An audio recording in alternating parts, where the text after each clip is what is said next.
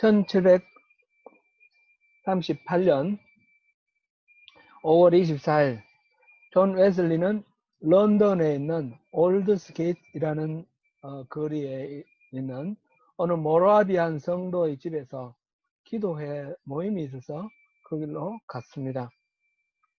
거기서 누군가가 마르틴 루터가 쓴 로마서 주석 서문을 읽고 있었습니다. 그때 웨슬리는 성령의 임하심으로 마음이 뜨거워지며 말씀이 깨달아지는 그런 은혜를 겪게 되었습니다. 웨슬리는 그날 일기에 이렇게 기록하고 있습니다. 제가 그 부분을 읽어드리겠습니다. 저녁에 마음이 별로 내키지 않았으나 나는 올드스게이트가에서 모이는 한 교회의 집회에 참석했다. 그때에 어떤 사람이 로마서에 대한 루터의 서문을 읽고 있었다. 8시 45분쯤 되었을 때 그리스도를 믿는 신앙을 통해 하나님께서 우리 마음에 역사하심으로써 일어나는 변화에 대하여 설명할 때에 내 마음이 이상하게 뜨거워지는 것을 느꼈다. 내가 그리스도를 믿고 있었고 그때 나는 예수 그리스도를 통해서만이 구원을 얻을 수 있다는 확신을 얻게 되었다. 그리고 그리스도께서 내 죄를 사하여 주시고 나 같은 죄인의 죄마저도 죄와 사망의 법에서 구원해 주셨다는 확신을 가지게 되었다. 웨슬리의 이 고백은 참 의미가 있는 그런 고백입니다. 웨슬리는 일찍이 25살 때부터 목회자로서 사역을 했습니다. 미국 조지아주에 선교사로 가서 선교 활동을 했는데 3년 만에 실패하고 돌아왔습니다. 웨슬리는 어릴 때부터 부모의 그 철저한 신앙 훈련을 받으면서 그렇게 컸고 옥스포드 대학 다닐 때는 이른바 메소디스트 홀리 클럽 아주 거룩한 클럽 단체죠. 그런 단체라는 걸 만들어 가지고 학생들끼리 서로 같이 기도하고 격려하면서 그렇게 아주 철저하게 신앙생활을 했습니다. 그래서 사람들은 이렇게 규칙적으로 신앙생활하는 이 웨슬리를 메소디스트 규칙쟁이라고 그렇게 불렀습니다. 그러던 존 웨슬리지만 마음에 구원의 확신이 없었습니다. 그랬는데 미국 갔다가 오는 도중에서 그 모라비안 교도들을 만나게 됩니다. 풍랑이 일어나서 배가 침몰할 위기에 빠지면서 공포에 빠져 있었는데 모라비안 교도들은 아무런 두려움 없이 찬양하는 것을 보고 그들에게 놀라서 물어봤습니다. 무섭지 않느냐고. 그들은 죽으면 천국 가는데 뭐가 무섭냐고. 그러면서 평온을 잃지 않았습니다. 그래서 그 모라비안 교도들과 계속 교제를 했는데 여전히 구원의 확신은 없었습니다. 목사이고 평생을 35세 정도 되나요? 3년생이고 38년이니까 그렇죠? 그때까지 신앙생활을 철저하게 했는데도 확신이 없었습니다. 그런데 이 로마서 서문을 읽는 이 말을 통해서 성령님께서 그에게 깨달음을 주신 것입니다. 자기가 그렇게 철저하게 신앙생활을 하려고 하던 그 모든 노력이나 공로가 아니라 믿음으로 인해서 구원받는다는 사실을 깨닫게 된 것입니다. 그리고 그것은 어떤 학습이나 다른 어떤 방법으로 깨달아지는 것이 아니라 가슴이 뜨거워지는 성령님의 은혜로 성령님의 은총으로 그것을 깨닫게 되었다라는 것입니다. 사실 1500년대에 종교개혁이 일어나고 이제 서구에서는 장로교 칼빈의 장로교의 그 개혁주의가 이제 카톨릭과 심각하게 교리 경쟁을 벌였습니다. 교리 경쟁을 벌이다 보니까 신앙생활이 교리 위주로 가고 좀 제도 위주로 가고 형식화되는 그런 상황이었습니다. 이 카톨릭과 개신교와의 전쟁이 30년 동안 벌어졌지 않습니까? 그러니까 당연히 그런 긴장이 있을 수밖에 없죠. 거기에 대한 반작용으로 신앙생활이 교리가 아니라 삶 속에서 이루어져야 된다 하는 것이 그런 새로운 운동이 일어나는데, 그것이 말하자면 독일에서 일어난 경건주의입니다. 근데 경건주의는 성경을 열심히 읽는데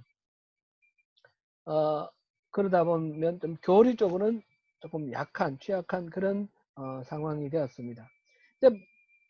존 웨슬리는 이 두 가지의 흐름의 문제점을 극복하고 통합한 것입니다.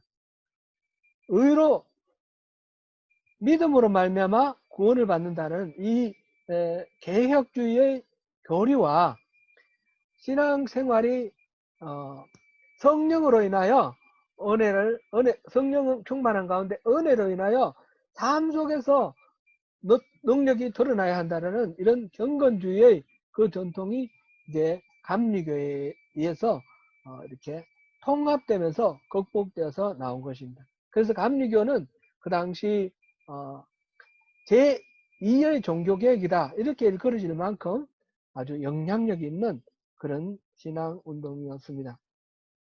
우리가 감리교이기 때문에 참고로 그거를 우리가 한번 돌아봅니다. 웨슬리 회심 282주년을 기념하면서 우리가 또한 교리적으로는 분명한 개혁교회 종교개혁의 전통을 우리가 잘 받아야 되지만, 또한 그것이 교리로 이렇게 흘러가 버리지 않고 신앙 속에서 사회를 하나님의 나라로 변혁시키는 이런, 그리고 내 신앙생활 자체가 살아있는 신앙이 되는 그런 신앙의 생활과 이것이 함께 조화롭게 이루어져야 된다라는 것을 우리가 다시 한번 짚어보고 넘어가면 좋겠습니다. 지금 현재 우리는 그리스도인으로 산다라는 것이 무엇인가, 그거를 살펴보다가 다윗을 만나면서 다윗은 어떻게 살았는데 이것이 우리의 그리스도인으로서의 삶에 어떤 모델이 될 수 있는지 계속해서 다윗의 삶을 살펴보고 있는 것입니다. 지난주에는 다윗이 밧세바를 위력에 의한 간음으로 그렇게 범하고 난 후에 그 다음에 나단을 통해서 주시는 하나님의 말씀 앞에 엎드려서 다시 옛날의 그 신앙으로 돌아가는, 왕으로서 모든 권력을 누리게 되면서 잊어버렸던 하나님께로 다시 돌아가는 그런 과정을 우리가 살펴보았습니다. 그런데 이렇게 한번 돌아가면 온전하게 그냥 늘 하나님 은혜 안에서 살면 좋겠는데 다시 또 문제가 발생합니다. 오늘은 그렇게 하나님 앞에 엎드렸던 다윗에게 일어난 여러 가지 문제들을 압살롬의 반역과 연관시켜서 거기에서 파생되는 여러 가지 문제들을 함께 살펴보도록 하겠습니다. 이 다윗의 비극은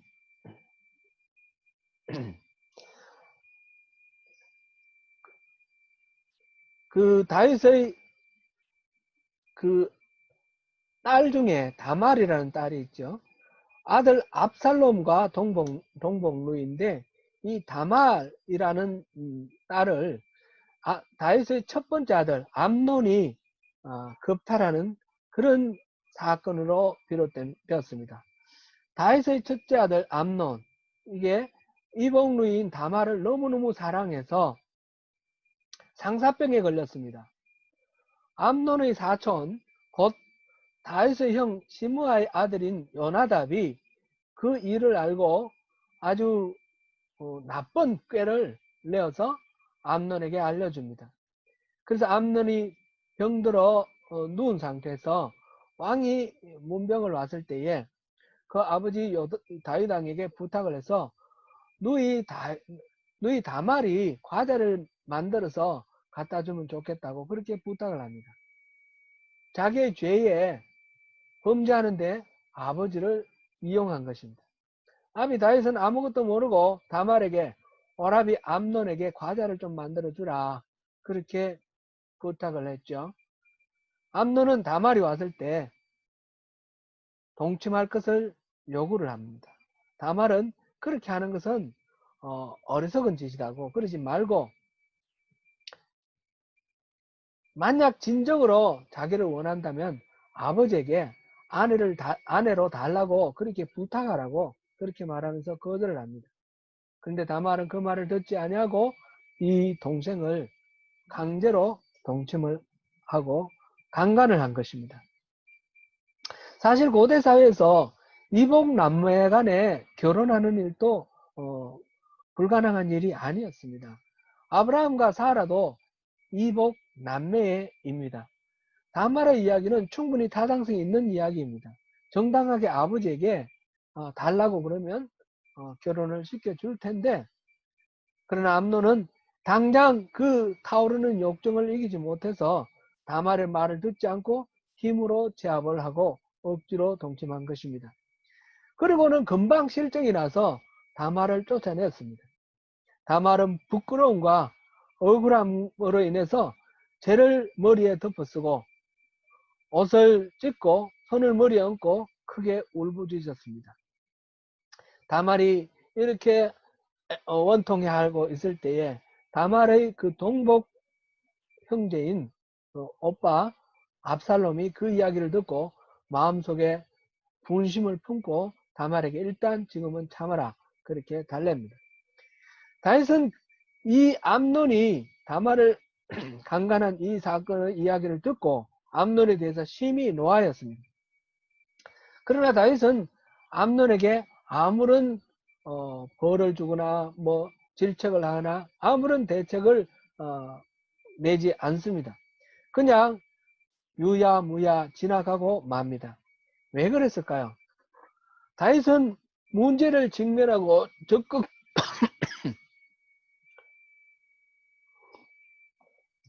적극적으로 해결할 의지가 없었습니다. 그를 배짱이 없었다 이렇게 볼 수도 있겠죠. 왜냐하면 지금 이 사건이 일어난 것은 바로 앞에 바세바의 그 사건이 일어나고 바로 직후입니다. 그 아이가 죽은 직후, 바세바가 낳은 아이가 죽은 직후. 그래서 자기가 한 짓을 알죠. 아들들 앞에, 다 큰 아들들 앞에 부끄러운 짓을 했습니다. 그런데 이 아들이 잘못을 했는데 그래도 말을 해야 되는데 자기의 저지른 죄 때문에 아들을 나무라지 못합니다. 그 자기의 죄에 대해서 부모는 항상 자녀에게 본이 되어야 됩니다. 자녀는 부모가 하는 말을 듣고 자라는 것이 아니라 등을 보고 자란다 그런 말이 있죠. 말로 아무리 거룩한 말을 하더라도 행동이 그렇게 되지 못하면 자녀들은 부모의 행동을 보고 그렇게 배운다는 것입니다. 그래서 우리는 늘 우리가 하는 행동이 자녀에게 본이 되도록, 자녀에게 잘못된 가르침이 되지 않도록 늘 우리가 깨어 있어야 합니다.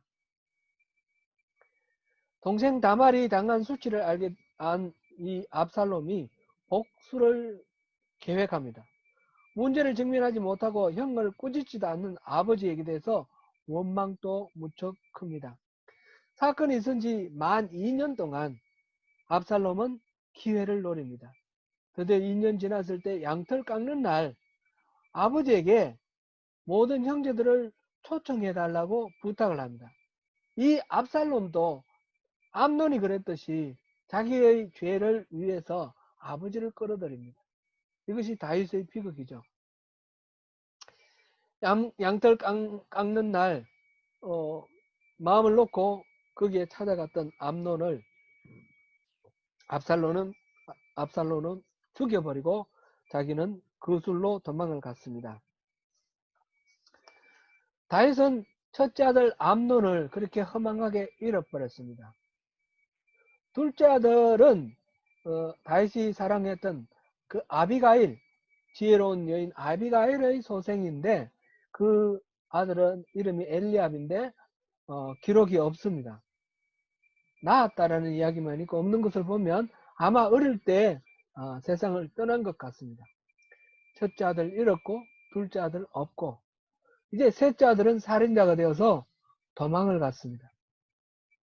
사실 다윗은 압살롬을 가장 사랑했던 것 같습니다. 압살롬은 지혜롭고 용맹스러운 그런 사람에 속했습니다. 그래서 다윗은 도망간 그 압살롬을 겉으로는 표현을 하지 못하고 마음속으로 간절하게 마음이 간절했다 이렇게 성경에 표현되어 있는데 그렇게 그리워하고 바라고 있었습니다. 아마 이 압살롬을 빨리 불러 올렸으면 좋겠는데 어떻게 말을 할 수 없는 명분이 없어서 그랬던 것 같습니다. 이 마음을 눈치챈 요압이 다윗에게 건의를 해서 압살롬을 불러옵니다. 다만 다윗은 압살롬을 예루살렘에 들어오는 것은 허용했지만 압살롬을 만나서 질책을 하거나 꾸짖거나 뭐 징계를 하거나 이런 일체의 어떤 액션도 없습니다. 그것은 암논에게 했던 것과 마찬가지입니다. 뿐만 아니라 압살롬에게 자기 앞에 나서지 못하도록 꼴도 보기 싫다. 그래서 내쫓습니다. 그러니까 예루살렘에 있지만 압살롬은 다윗을 만나지 못합니다. 3년 만에 돌아왔으나 아버지를 만나지 못한 이 압살롬은 아버지에 대해서 계속해서 분노, 원망을 품습니다.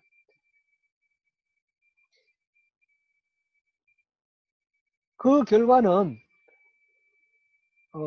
사실은 끔찍했습니다. 압살롬은 자기 형 암논을 죽인 일에 대해서 자기가 잘못했다는 죄책감도 없습니다.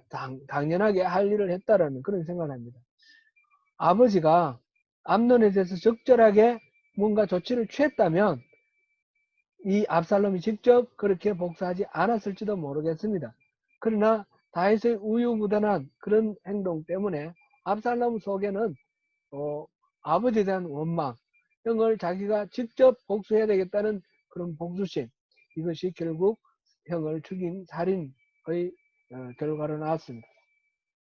그것뿐만 아니라 계속해서 예루살렘에 왔지만 꼴보기 싫다고 만나주지 않는 아버지에 대해서 계속해서 원한을 품습니다. 2년이 더 지났을 때에 이 압살롬은 요압을 압박해서 아버지가 자기를 만나도록 그렇게 합니다. 그래서 아버지와 만나고 형식적으로는 완전히 화해를 하는 그런 형식을 갖춥니다. 그 이후에 이 압살롬은 본격적으로 아버지를 제거할 계획을 세웁니다. 4년에 걸쳐서 준비를 하는데 성문 바깥에서 사람들이 억울한 일이 있어서 재판을 받으러 오는 사람을 만나서 상담을 해주고 자기가 그 백성들의 마음을 환심을 사고 백성들의 마음을 훔칩니다. 그러다가 4년이 되었을 때 헤브론에 가서 반역을 일으킵니다. 많은 사람들이 늙은 다윗 대신에 젊은 압살롬에게로 돌아갑니다. 특별히 다윗이 신임했던 모사 아히도벨이 압살롬을 따른다라는 소식을 듣고 다윗은 크게 낙심을 합니다.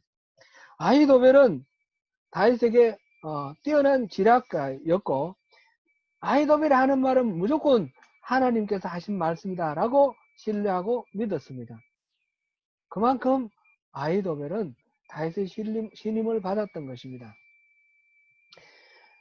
아히도벨이 다윗을 배신하고 반역자의 편에 섰을 때에 다윗은 그 쓰라린 아픔을 시편으로 남겼습니다. 시편 55편 12절에서 14절을 우리가 한번 찾아보겠습니다. 시편 55편 찾아보겠습니다.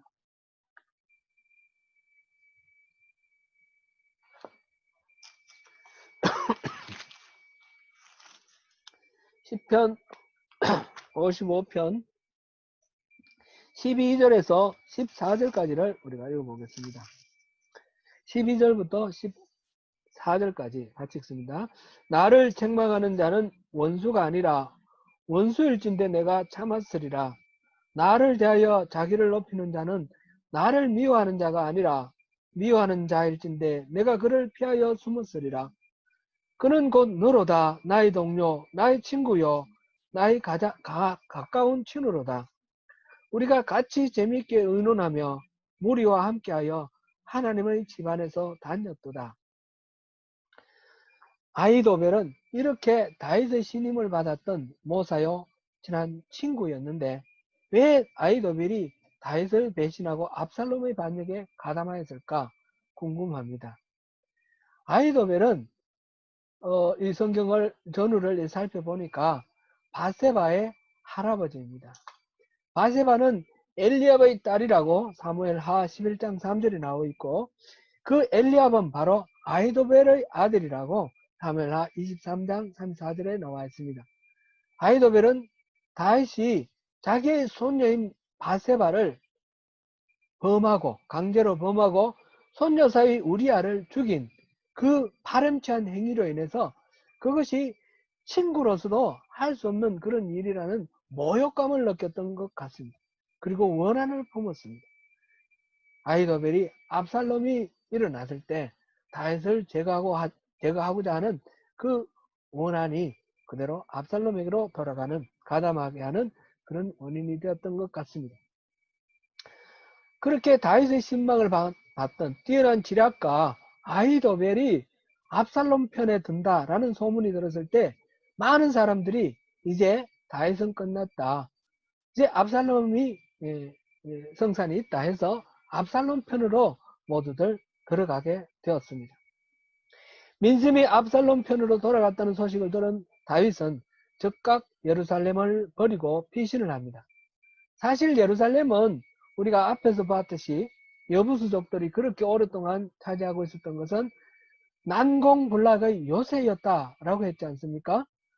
그 취약점을 다윗이 그것을 알고 그 예루살렘을 함락시켰습니다. 그러므로 거꾸로 다윗이 그 난공불락의 요새인 예루살렘에서 농성하고 저항을 하였더라면 압살롬이 쉽게 예루살렘을 함락시킬 수는 없는 그런 아주 유리한 지정학적 그런 위치에 있었습니다. 그런데 다윗은 아들 압살롬의 반역에 맞서서 싸울 생각을 하지 않고 도망을 합니다. 그 전쟁으로 인해서 자기의 백성이 죽을 것을 걱정했을 수도 있지만 무엇보다도 이 압살롬의 반역에 대해서 하나님의 뜻이라고 받아들이는 그런 면이 있었던 것으로 보입니다. 제사장 사독과 아비아달 그리고 레위 사람들이 도망가는 다윗을 쫓아서 하나님의 언약궤를 메고 따라가려고 할 때 다윗은 그들을 돌려보냅니다. 하나님의 언약궤를 함께 갖고 가지 아니하더라도 만약 하나님이 함께 하시면 다시 돌아올 수 있다라고 믿었던 것이고, 하나님의 언약궤가 같이 있어도 하나님이 보호해 주시지 아니하시면 아무런 의미가 없다라는 것을 알았기 때문입니다. 사무엘하 15장 25절부터 26절을 우리 같이 읽어보겠습니다. 사무엘하 15장 25절 26절입니다. 같이 읽어보겠습니다. 왕이 사독에게 이르되 보라, 하나님의 궤를 성읍으로 도로 메어 가라. 만일 내가 여호와 앞에서 은혜를 입으면 도로 나를 인도하사 내게 그 궤와 그 계신들을 보이시리라. 그러나 그가 이와 같이 말씀하시기를 내가 너를 기뻐하지 아니한다 하시면 종이 여기 있사오니 선히 여기시는 대로 내게 행하시옵소서 하리라.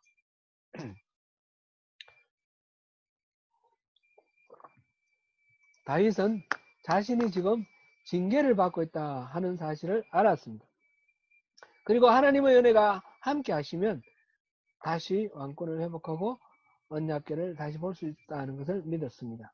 이런 다윗의 마음이 오늘 우리가 본문으로 읽은 그 성경에도 잘 나타나 있습니다. 다윗이 황급히 도망쳐서 그 예루살렘 인근인 바후림이라는 곳에 이르렀을 때에 사울의 친족인 시므이가 다윗 일행을 따라오면서 저주하고 욕했습니다.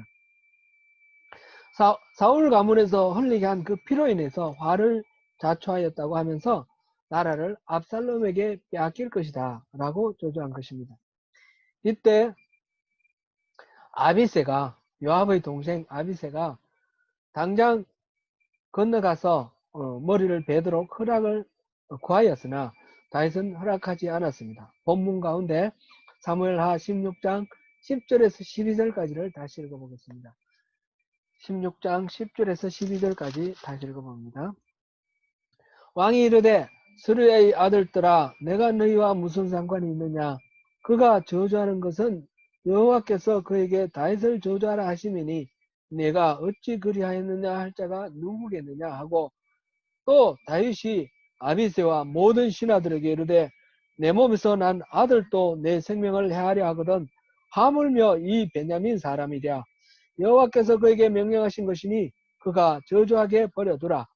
혹시 여호와께서 나의 원통함을 감찰하시리니 오늘 그 저주 때문에 여호와께서 손으로 내게 갚아주시리라 하고. 아멘. 다윗은 굳이 저주하며 따라오는 시므이에 대해서 관심을 빼앗기지 않으려 합니다. 다윗은 자신이 징계를 받고 있다고 여기며 시므이가 하는 저 저주의 말이 하나님의 말씀인지도 모르겠다 받아들입니다.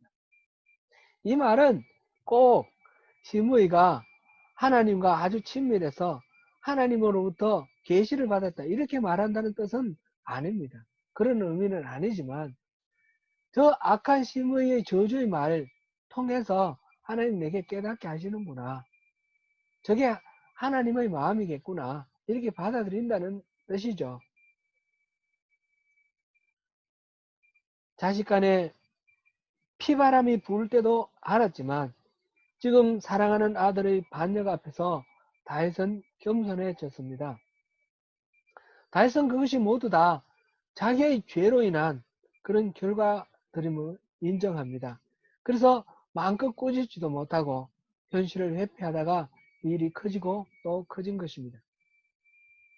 압살롬의 입장에서 보면 아버지 다윗이 바세바에게 저지른 죄는 참 다윗답지 않은 왕답지 못한 행동이었습니다.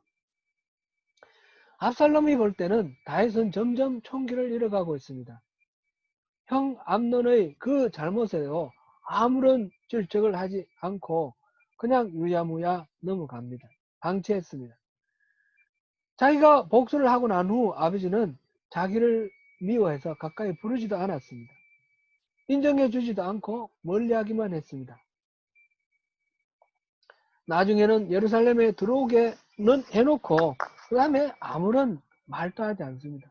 혼내려면 혼내고 꾸지람을 하려면 해야 되는데 그냥 유야무야 시간만 보냅니다. 압살롬은 생각했습니다. 우리 아버지는 이제 총기가 흐려졌으니 내 앞가름은 내가 하고 이스라엘의 장래도 내가 책임져야 되겠다. 그래서 왕의 자리에서 다윗을 몰아내고 자기가 왕이 되려고 했습니다. 반면에 다윗은 자신의 생각을 버리고 있습니다. 압살롬은 철저히 자기 생각에 매몰되어 있지만 다윗은 철저히 자기 생각을 내려놓고 있습니다. 스스로 판단력도 흐림을 깨닫고 스스로 재판관이 되지 않으려고 합니다. 다윗은 압살롬에게 쫓기는 신세가 되었을 때 비로소 그 왕궁에 들어오기 이전 사울에게 쫓겨서 광야를 헤맬 때 그때의 다윗으로 돌아갑니다. 광야에서 쫓겨나서 광야에 도달했을 때 다시금 하나님을 찾고 하나님께 모든 것을 묻고 하나님께 의지하는 그 옛날의 다윗으로 돌아갑니다. 고통 속에서 다윗은 기도를 회복하였습니다. 하나님께 맡기는 신앙으로 돌아갔습니다. 여기에는 또 하나의 사례가 더 있습니다. 한 가지를 더 보면 우리가 분명히 다윗을 알 수 있습니다. 요나단의 아들 머비보셋을 다윗은 친아들처럼 아끼고 그 식탁에 왕자들로 같이 이렇게 참여하도록 하였습니다. 그런데 다윗이 피난하는 길에 머비보셋은 보이지 않고 머비보셋의 종 시바가 나왔습니다. 음식을 준비를 해서 다윗에게 이렇게 대접을 하면서 자기의 주인 머비보셋이 압살롬에게로 갔다라고 말합니다. 그래서 다윗은 그 머비보셋에 속한 모든 재산을 이 종 시바에게 다 주었습니다. 다윗이 이 압살롬과의 전쟁이 끝난 후에 돌아오는 길에 머비보셋이 다윗을 마중 나왔습니다. 그 종 시바가 말했던 것은 거짓말이었던 것 같습니다. 머비보셋은 수염을 깎지 않고 근신하던 그런 모습으로 나타나서 자기의 종 시바가 도와주지 않으면 자기는 다리가 불편해서 움직일 수 없는데 시바가 자기를 속이고 왕에게 거짓말을 말했다라고 호소를 합니다. 이 말을 들은 다윗은 그 머비보셋의 재산을 반만 돌려줍니다. 그것을 정확하게 심판을 해서 시바가 참 거짓말을 했는지 안 했는지, 머비보셋이 거짓말을 했는지 안 했는지 판정을 내리지 않습니다. 시바에게는 또 머비보셋을 섬기고 돌봐야 할 그런 임무를 주고 그럴 수 있는 또한 경제적인 그런 기반도 갖춰주는 것으로 끝을 냅니다. 다윗은 스스로 재판관이 되지 않으려고 합니다. 스스로 마음 내키는 대로 살았던 삶에 대한 깊은 반성과 회오를 여기에 나타내고 있습니다. 궁정에서 이뤘던 신앙을 광야에 쫓겨다니면서 그 심의의 저주를 통해서 하나님의 꾸지람을 얻었고 압살롬의 반역을 통해서 하나님의 꾸지람을 듣습니다. 그리하여 다윗은 원래의 모습, 하나님께 전적으로 의지하는 그 하나님의 마음에 합한 자 다윗의 모습으로 돌아갑니다. 사랑하는 성도 여러분, 필부의 저주에서도 하나님의 음성을 듣고자 하는 이 다윗의 마음을 우리가 품어야 하겠습니다. 다윗이 하는 말이 꼭 앞서도 말씀드렸듯이 시므이가 하나님으로부터 음성을 들었다, 그런 의미는 아닙니다. 인생은 해석입니다. 어떤 상황에도 이것이 하나님께서 어떤 뜻으로 이것을 허용하셨는지 하나님의 마음을 품는 것이 중요한 것입니다. 지난 수요일 날에 우리가 우리 살펴본 것이 하나님을 모든 상황 속에서, 모든 그 경우 속에서 하나님을 의식하자 하는 것을 우리가 살펴보았습니다. 그렇습니다. 우리 인생에 일어나는 매 사건을 그냥 사건 그대로만 바라보지 않고 합력하여 선을 이루기 위해서 뒤에서 분투하고 일하고 계시는 하나님의 시각에서 그 모든 일들을 바라보고 판단할 때 우리는 때로는 하나님의 위로와 격려로 인하여 힘을 얻기도 하고 하나님의 꾸지람을 듣고 우리가 되돌아서서 하나님께로 돌아갈 수 있는 그런 은혜를 누릴 수가 있습니다. 사랑하는 성도 여러분, 바로 우리가 모든 상황에서 하나님을 의식하는 가운데 그 복을 누리시는 저와 여러분 되시기를 축원합니다.